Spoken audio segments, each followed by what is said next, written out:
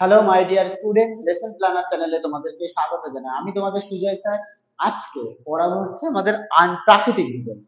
প্রাকৃতিক ভূগোলের শেষ চ্যাপ্টার বজ্র পদার্থ, আমরা সেটা পড়াবো এবং এটা আমি দুটো ক্লাস নিয়ে পড়াবো। হ্যাঁ, এই বজ্র পদার্থ আজকে একটা ক্লাস, পরের দিন একটা ক্লাস, তারপরের দিন আঞ্চলিক ভূগোলে আরেকটা চ্যাপ্টার বাকি, মানচিত্র এবং স্যাটেলাইট ইমেজের, সেটাও দুটো ক্লাস করিয়ে মোটামুটি আর চারটে ক্লাস করালে শেষ।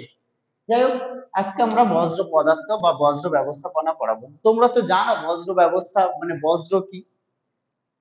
তাও বলতে হয় বজ্র মানে ময়লা, বাংলা কথা ময়লা, জঞ্জাল, জঙ্গল, ভ্যাট, একটু ভালো ভাষায় বললে ভ্যাট, এরকম বলা হয়। তা আমাদের চারিপাশে যদি বলে বজ্র কাকে বলে, যদি বলে বজ্র কি, বজ্র কি জিনিসটাকে আমাদের ব্যবহারের মানে মানুষ বা মানুষের বা অন্যান্য প্রাণী যাই বলি না কেন, সেটা মানুষ বা মানুষের বা সঙ্গে যারা থাকে যে সমস্ত প্রাণীগুলো বা মানুষের পোষা কুকুর এরকম বলি না, মানে যারা ডোমেস্টিক অ্যানিমাল, তাদের ব্যবহার্য যে সমস্ত দ্রব্য, দৈনন্দিন ব্যবহারের যে সমস্ত দ্রব্য যেগুলো উচ্ছিষ্ট আকারে পড়ে থাকে, যেগুলো সমাজের আহ কোনোটা ক্ষতি সাধন করে, কোনোটা ক্ষতি সাধন করে না, যেগুলো অপ্রয়োজনীয়, যেগুলো কোনো কাজে লাগে না, তাকেই বলা হচ্ছে বজ্র। পরীক্ষায় এই বজ্রর বৈশিষ্ট্য দেবে, ঠিক আছে? পরীক্ষায় বজ্রের যদি দেয় কাকে বলে, 2 নম্বরের একটা বৈশিষ্ট্য দিল। এই বজ্র হচ্ছে কঠিন, তরল, গ্যাসীয়, সব হবে, সব রকমের হয় বজ্র, ঠিক আছে?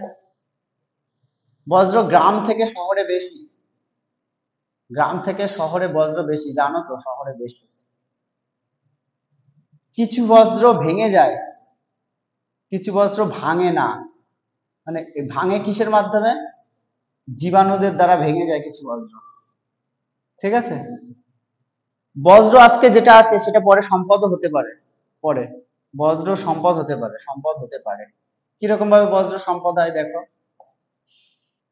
আজকে আমরা প্লাস্টিক গুলো ভেঙে ফেলে দিই, কেউ না কেউ দেখবে প্লাস্টিক গুলো কুড়িয়ে নিয়ে যায়, সেই প্লাস্টিক গুলোকে কুড়িয়ে তারা আবার মেশিনের মাধ্যমে প্রসেসিং করে, রিসাইকেল করে ওইটা দিয়ে আরো একটা নতুন জিনিস তৈরি করছে। তা ওই বজ্র ওদের কাছে সম্পদ, আমাদের কাছে না, কারণ আমরা তো ওইটাকে ভাঙা জিনিসটাকে ব্যবহার করছি না, কিন্তু ওরা ব্যবহার করছে। এইভাবে সম্পদ হয়, ঠিক আছে? আবার কিছু জৈব পদার্থ আছে, যেরকম খোসা, ফসলের মানে আমরা যে দৈনন্দিন আলু হোক অন্যান্য সবজির খোসা টোসা ফেলে দিই, এগুলোই দীর্ঘদিন ধরে পচে টচে গিয়ে সার তৈরি হবে, এটাও কাইন্ড অফ সম্পদের পরিমাণ, ঠিক আছে? তাহলে বজ্র কি জিনিস আমরা দেখলাম, বজ্রের বৈশিষ্ট্য দেখলাম, ঠিক আছে? আর এই দিনকে দিন আমাদের দেশে যা জনসংখ্যা বাড়ছে, সেই জনসংখ্যার অনুপাতে আমাদের বজ্র পদার্থ কিন্তু প্রচুর মাত্রায় বেড়ে যাচ্ছে। কারণ একটা মানুষ পিছু অ্যাভারেজলি দিনে 500 গ্রাম বজ্র হয়, একটা মানুষ পিছু দিনে অন্তত 500 গ্রাম বজ্র হয়। মানে সে তরল হোক, গ্যাসীয় হোক, সমস্ত কিছুই হয়, ঠিক আছে?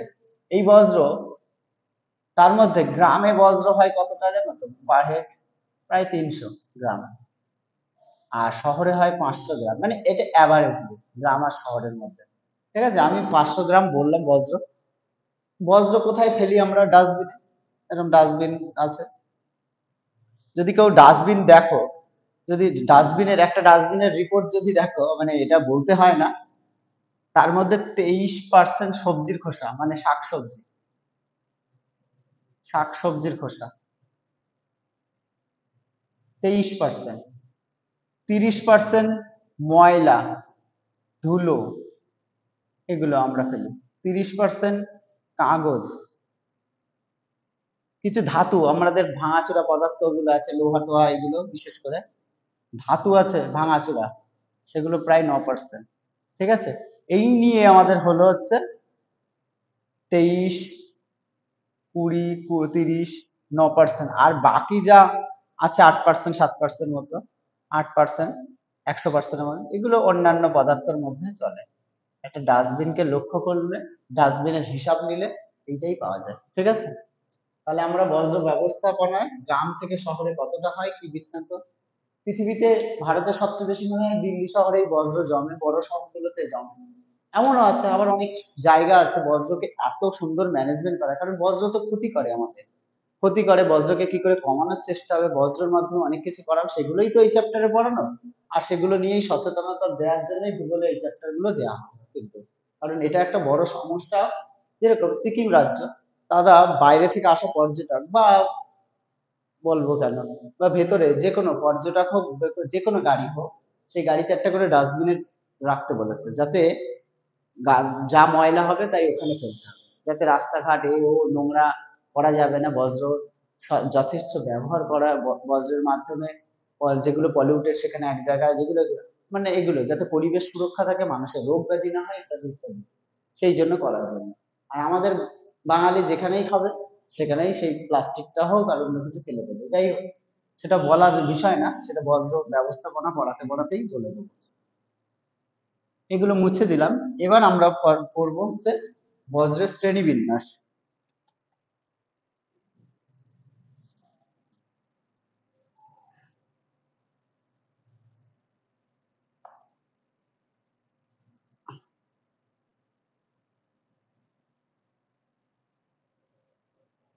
আমরা পড়বো হচ্ছে বজ্রের শ্রেণীবিন্যাস। বজ্রকে অনেকগুলো ভাগে আমরা ভাগ করি: কঠিন,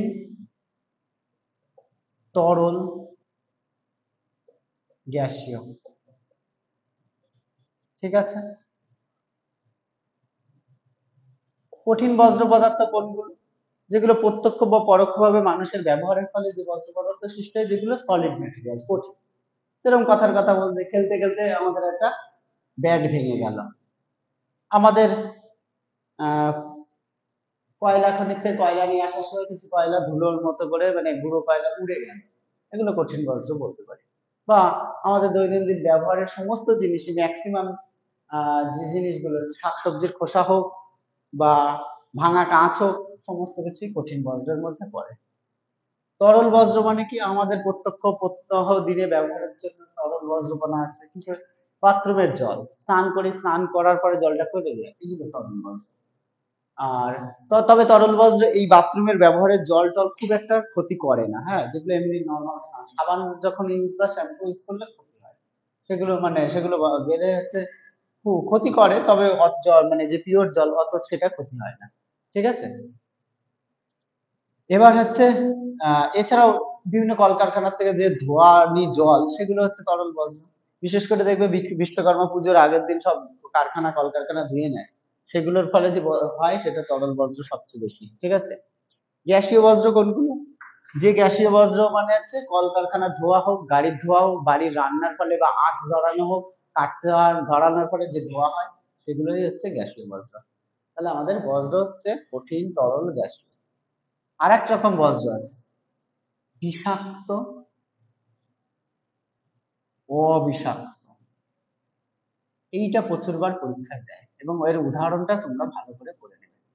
বিষাক্ত বজ্র মানে, এই বিষাক্ত বজ্রটা প্রচুর বলতে হয়। বিষাক্ত বজ্র কি জিনিস?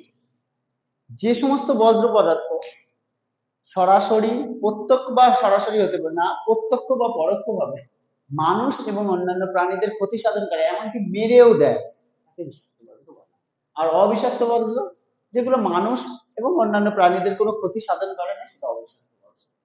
বিষাক্ত বজ্রের উদাহরণ দেখুন: সীসা, পারদ,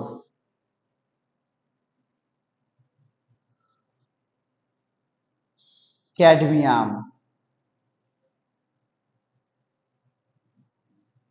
তারপরে আর্সেনিক, এগুলো বিষাক্ত বজ্র।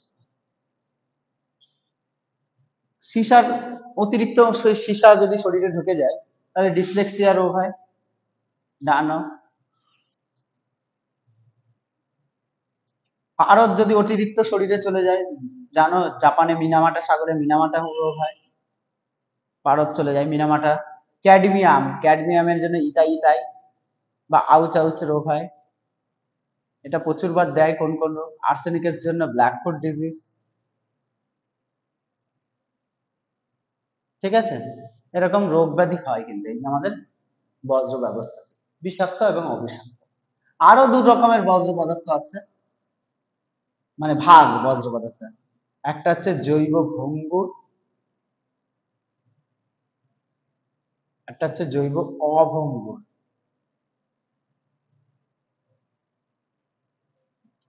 জৈব ভঙ্গুর বজ্র পদার্থ কি? যে বজ্র পদার্থ জীবাণুর দ্বারা, যে বজ্র পদার্থ বিভিন্ন জীবাণুদের দ্বারা ভেঙে যায়, ভেঙে গিয়ে প্রকৃতিতে মিশে যায় বা সার হিসেবে অন্য জায়গায় কাজে লাগে, সেগুলো জৈব ভঙ্গুর। যেমন ফসলের খোসা, সবজির খোসা, যাই বলি না কেন, এগুলো জৈব ভঙ্গুর। অভঙ্গুর কি? প্লাস্টিক। জৈব ভঙ্গুর মানে যেগুলো মিশে যায় তাড়াতাড়ি, আর অজৈব ভঙ্গুর মানে যেগুলো মেশে না বা মিশতে দেরি হয়, সেগুলো অজৈব ভঙ্গুর। তার মধ্যে প্লাস্টিক, পরীক্ষায় কিন্তু দেবে একটা অজৈব ভঙ্গুর পদার্থের নাম প্লাস্টিক। বিষাক্ত পদার্থগুলো কোথা থেকে আসে, কি বৃত্তান্ত, কোনটার ফলে কোন রোগ হয়, এগুলো আমাদের দেবে। ঠিক আছে? তাহলে বজ্র ব্যবস্থাপনা, আমরা বজ্র কি জানলাম, বজ্রের বৈশিষ্ট্য জানলাম, বজ্রের 7টা শ্রেণীবিন্যাস জানলাম। ঠিক আছে? এবার আমরা এটাকে মুছে দিলাম। মুছে দিয়ে আমরা যাবো এবার বজ্রের উৎস। আর এই উৎস পর্যন্তই আজকের ক্লাসে আমি পড়াবো। ঠিক আছে? তারপরের দিন বজ্রের ব্যবস্থাপনা কি করে হয়, মানুষের ভূমিকা কি, স্টুডেন্টদের ভূমিকা কি, এর প্রভাব কি, এগুলো পড়াবো। আজকে বজ্রের উৎস। উৎস, প্রথমে উৎস বলি, সেটা হচ্ছে প্রথম উৎসটা, সেটা হচ্ছে গৃহস্থলী। বজ্র ব্যবস্থাপনার সবচেয়ে বড় উদাহরণ হচ্ছে গৃহস্থলী। গৃহস্থলীর থেকে বজ্র প্রচুর উৎস হয়। গৃহস্থলীর থেকে কঠিন, গৃহস্থলীর বজ্র পদার্থ কি? কঠিন, তরল, গ্যাসীয় হতে পারে। গৃহস্থলীর বজ্র কি কি কঠিন পদার্থ? যত সবজির খোসা ফেলে দিলাম, ইট কাঠ বালি ভাঙা টুকরো টুকরো ঘ্যাস যেগুলোকে বলি, তারপরে যেরকম কাঁচের টুকরো, এগুলো এগুলো হচ্ছে কঠিন বজ্রের মধ্যে চলে। তরল বজ্র কি? বললাম ঘরের মধ্যে আমরা স্নান করছি, সাবান দিচ্ছি, তারপরে সবজি ধুয়ে দিচ্ছি, তারপর মাছ ধুচ্ছি, সেগুলো সেগুলো হচ্ছে তরল বজ্র। ধোঁয়া এগুলো।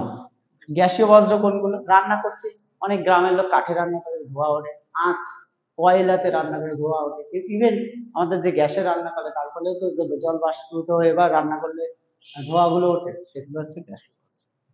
তাহলে কঠিন, তরল, গ্যাসীয়, এইটা আমরা জানলাম হচ্ছে গৃহস্থলীর বজ্র থেকে। এবার আমরা যাব গৃহস্থলীর পরে পৌরসভার বজ্র। পরীক্ষায় কিন্তু কোন বজ্র কোনটা তার উদাহরণ চাইতে পারে। ঠিক আছে? উদাহরণ দেবে।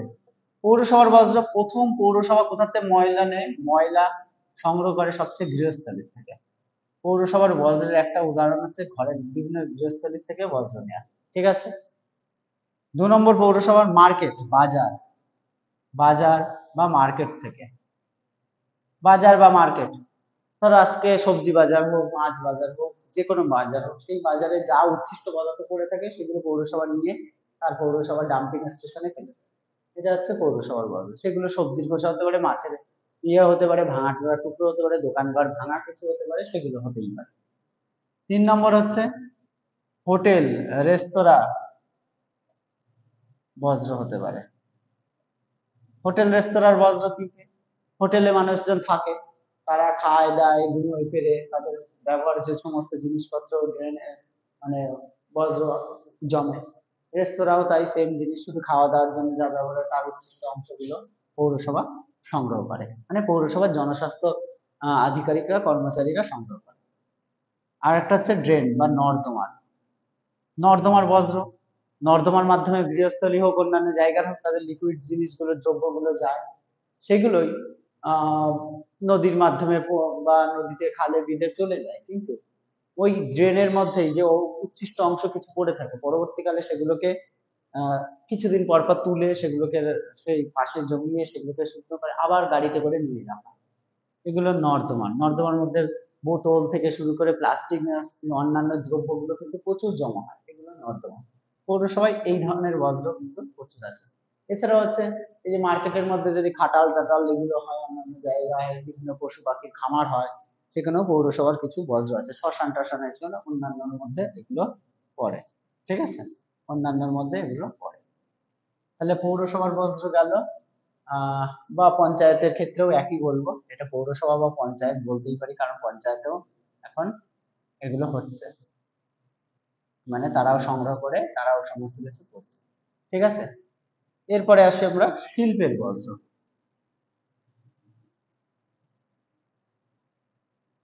শিল্পের বজ্র, শিল্পের বজ্র অনেক ধরনের শিল্প আমরা জানি। কি কি শিল্প? প্রথমে কৃষিকাজের ভিত্তিতে যে শিল্পগুলো হয়, ধরো কথার কথা চাল কল, চাল কলের মাধ্যমে যে অতিরিক্ত তুষ বেরোয়, মানে চাল ভাঙানোর পর তুষ, সেগুলো বজ্র।